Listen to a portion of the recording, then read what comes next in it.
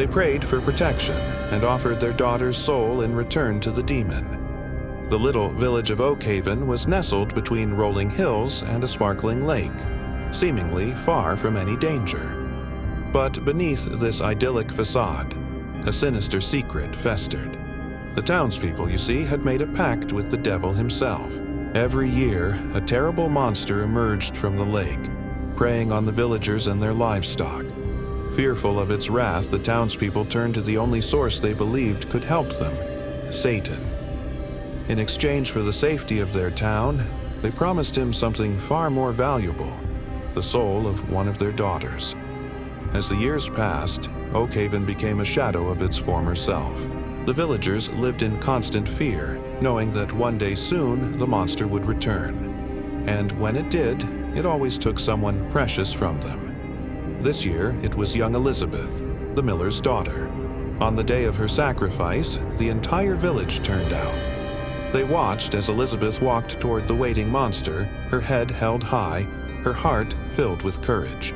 She was a kind and gentle soul, and her spirit shone brightly even in the face of death.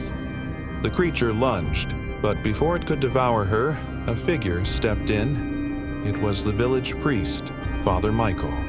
He had dedicated his life to God, and he wasn't about to let Satan claim another soul.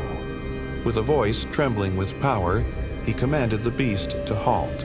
Startled by the unexpected interruption, the monster hesitated, giving Elizabeth just enough time to escape. Together, the priest and the girl ran as fast as they could towards the sanctuary of the nearby church.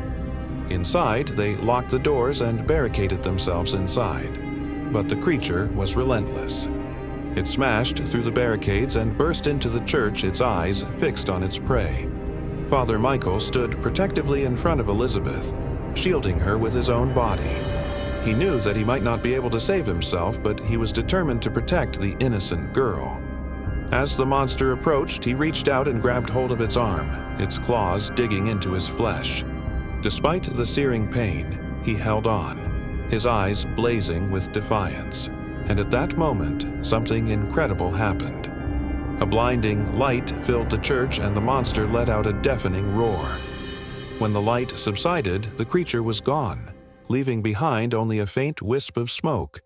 The villagers who had witnessed the entire event from afar were stunned. They had seen the monster countless times, but never before had it been defeated. In the aftermath, Father Michael and Elizabeth emerged from the church, their faces etched with determination. They had stared into the abyss and emerged victorious. But their battle was far from over, for they knew that the monster would return, and when it did, they would be ready. If you enjoyed this, make sure to smash that subscribe button. Thanks for tuning in.